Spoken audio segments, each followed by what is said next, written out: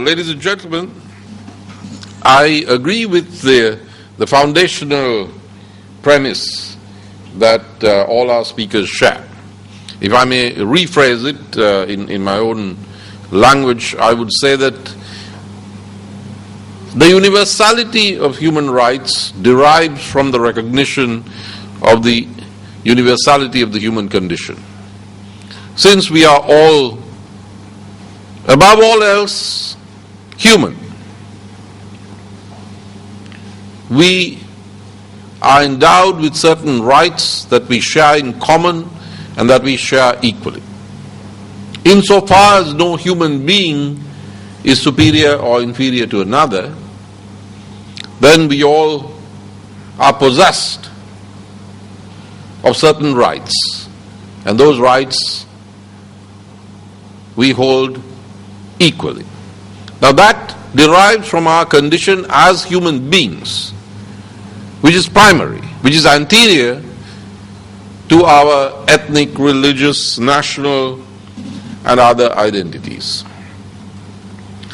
Now, therefore, I join those speakers who reject the notion of cultural relativism.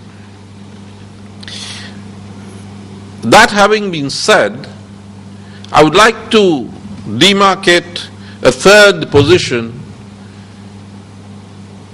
between the dominant discourses, not on the panel today, but in the global arena.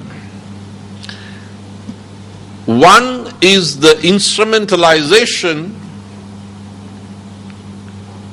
of human rights by the hegemonic powers, which are mainly Western but better described as belonging to the global North. Now,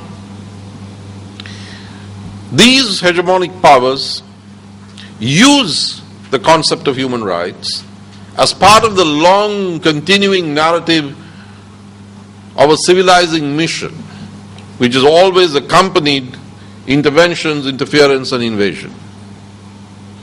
But in resisting as we must the hegemony of the global North,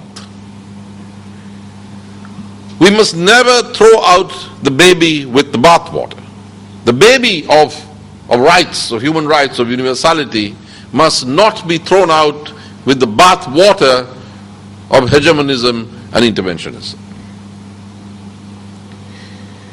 I reject the cultural relativist argument which holds that, which questions the universality of human rights, and which says that that which makes us different from each other culturally is more important than that which we share as human beings. Now, there has been an increasing tendency on the part of the Sri Lankan authorities in the post-war period, and I stress the post-war period, to lapse into the discourse of cultural relativism. I do not say that the Sri Lankan state has adopted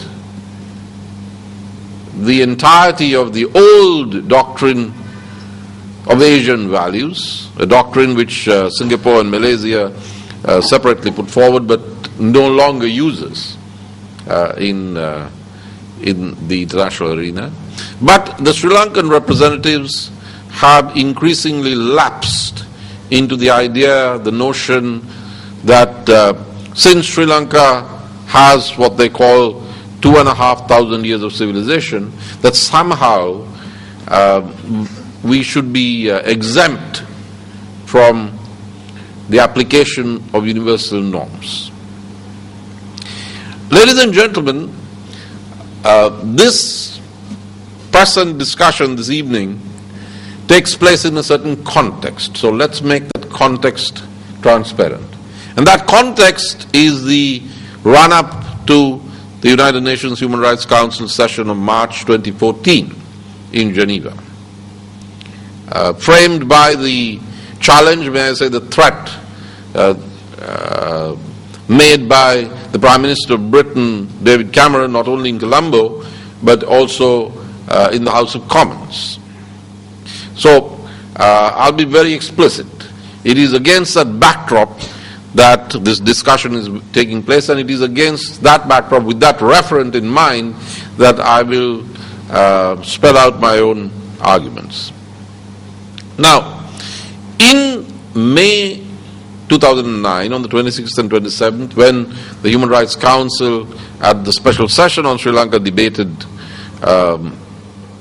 human rights, the successful argumentation of the Sri Lankan side was not based in any sense and to any degree on a notion of Asian values or cultural relativism.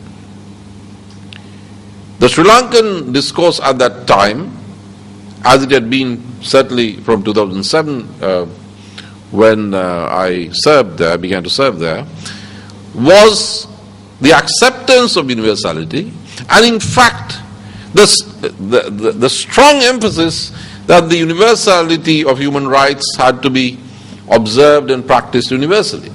That Sri Lanka would not be the victim, the guinea pig of double standards and hypocrisy.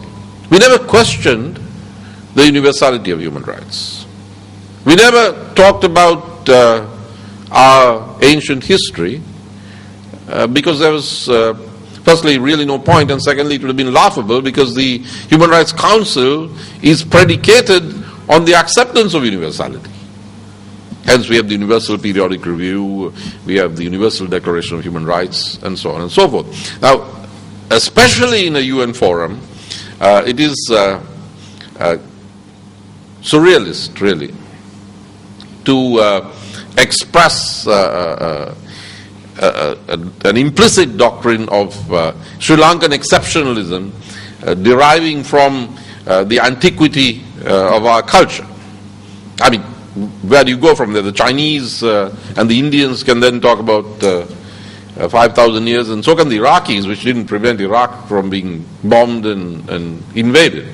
So I don't see any relevance. But what is interesting is that the invocation of our ancient history and culture, sometimes by representatives who are now at the highest levels of our judiciary,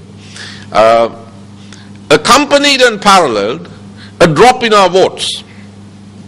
So the more universalist we were, the more votes we were getting. The more we invoked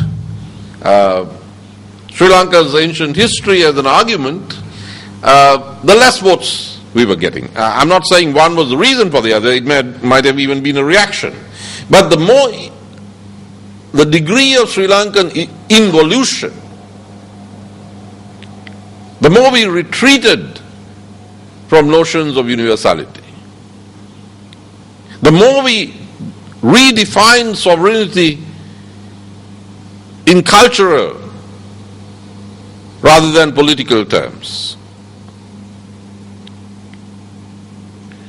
the less was our capacity to convince, persuade, and prevail.